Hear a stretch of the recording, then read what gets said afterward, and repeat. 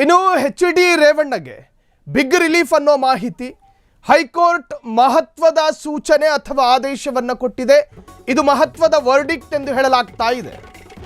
JDS ಪಕ್ಷದ ಹಾಲಿ ಶಾಸಕ ಮತ್ತು ಮಾಜಿ ಸಚಿವ ಎಚ್.ಡಿ. ರೇವಣ್ಣಗೆ ಬಿಗ್ ರಿಲೀಫ್ ಅನ್ನೋ ಮಾಹಿತಿ, ಹೈಕೋರ್ಟ್ ಮಹತ್ವದ ಆದೇಶ.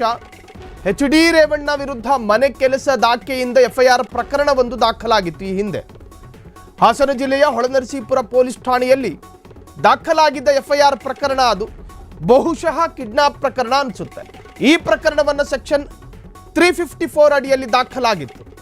ನಂತರ ವಿಶೇಷ ತನಿಖಾ ತಂಡಕ್ಕೆ ವರ್ಗಾವಣೆಯಾಗಿತ್ತು. ರದ್ದುಗೊಳಿಸಿ ಎಂದು ವಿಚಾರಣಾ ನ್ಯಾಯಾಲಯಕ್ಕೆ ಹೈಕೋರ್ಟ್ ಸೂಚನೆಯನ್ನು ಕೂಡ ಕೊಟ್ಟಿತ್ತು. ತಮ್ಮ ವಿರುದ್ಧ ದಾಖಲಾಗಿದ್ದ ಎಫ್ಐಆರ್ ಅನ್ನು ಪ್ರಶ್ನಿಸಿ ಶಾಸಕ ರೇವಣ್ಣ ಮೇಲ್ಮನವಿ ಅರ್ಜಿಯನ್ನು ಸಲ್ಲಿಕೆ ಮಾಡಿದರು. ಮ್ಯಾಜಿಸ್ಟ್ರೇಟ್ ಆದೇಶವನ್ನು ರದ್ದುಗೊಳಿಸಿದ ಹೈಕೋರ್ಟ್. ಇದರಿಂದ ರೇವಣ್ಣರಿಗೆ ಒಂದು ತರಹದ ಸುದೀರ್ಘ ನಿರಾಳ ಅಂತ ಅರ್ಥ ಆಗ್ತಾ ಇದೆ. ನ್ಯಾಯಪೀಠ ಹೊರಡಿಸಿದ ಆದೇಶದ ಬೆನ್ನಲ್ಲೇ ಎಚ್.ಡಿ. ರೇವಣ್ಣಗೆ big relief. ಈ ಹಿಂದೆ ರೇವಣ್ಣರ ವಿರುದ್ಧ ಒಂದು ಪ್ರಕರಣ ದಾಖಲಾಗುತ್ತೆ. ಪ್ರಜ್ವಲ್ ರೇವಣ್ಣ ಬಂಧನದ ಬೆನ್ನಲ್ಲೇ ಸಾಕ್ಷಿದಾರರನ್ನ ಕಿಡ್ನಾಪ್ ಮಾಡಲಾಗಿದೆ, ಅಪಹರಣ ಮಾಡಲಾಗಿದೆ ಅನ್ನುವಂಥ ಒಂದು ಚರ್ಚೆ ರಾಜ್ಯಾದ್ಯಂತ ನಡೆಯಿತು. ರೇವಣ್ಣ ವಿರುದ್ಧ ಎಫ್ಐಆರ್ ದಾಖಲಾಗುತ್ತೆ. ಎಫ್ಐಆರ್ ದಾಖಲಾದ 12 ಗಂಟೆಗಳ ಒಳಗಾಗಿ ಆರೋಪ ಸತ್ಯವಾಗಿದ್ದರೆ ಸಂಬಂಧಪಟ್ಟ ಆರೋಪಿಯನ್ನು ಅರೆಸ್ಟ್ ಮಾಡಬೇಕು ಅನ್ನೋದು IPC ಕಾನೂನು, BNS ಅಲ್ಲ, IPC ಕಾನೂನು.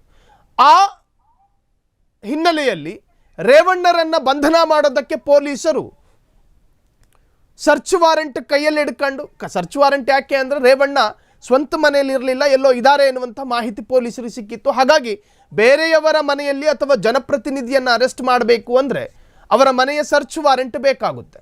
ಹಾಗಾಗಿ ಸರ್ಚ್ ವಾರೆಂಟ್ ಹಿಡ್ಕೊಂಡು ರೇವಣ್ಣರನ್ನು ಅರೆಸ್ಟ್ ಮಾಡೋದಕ್ಕೆ ಪದ್ಮನಾಭನಗರದ ಮಾಜಿ ಪ್ರಧಾನಿಯ ಮನೆಗೆ ಹೋಗ್ತಾರೆ ಪೊಲೀಸ್ನವರು. ಇದು ಆ ಪ್ರಕರಣದ ಒಟ್ಟು ಸುತ್ತಮುತ್ತಲಿನ ವಿಚಾರಗಳನ್ನು ಹೇಳ್ತಾ ಇದ್ದೀನಿ. ಹಾಗೆ ಅರೆಸ್ಟ್ ಮಾಡಲಾಗುತ್ತೆ.